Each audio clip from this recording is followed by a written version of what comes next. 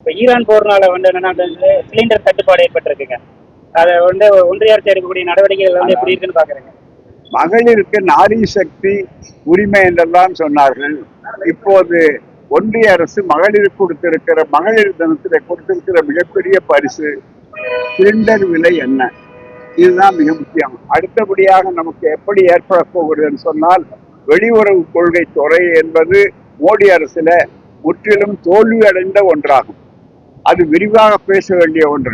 காரணம், அதனுடைய விளைவாக பார்த்தீங்கன்னா இப்ப பெட்ரோல் உள்பட எரிபொருள்கள் எல்லாத்துக்குமே சிக்கல் ஏற்படக்கூடிய காலகட்டம் இருக்கிறது.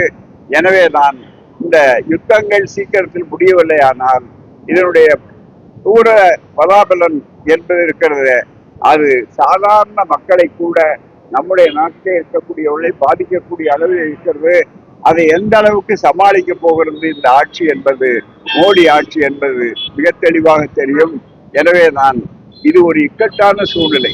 எனவேதான் நாங்கள் அதை செய்கிறோம் இதை செய்கிறோம் என்று அவர்கள் சொல்லுகிறார்களே தவிர, முதல்ல செய்ய வேண்டியதை செய்திருக்கிறார்களா என்று எண்ணி பார்க்க வேண்டும். ஒரு பக்கம் நம்முடைய நாணயத்தினுடைய மதிப்பு மிக கீழே இறங்கி கொண்டே போய்கொண்டிருக்கிறது. நாள் தவறாமல் கீழிறக்கம்.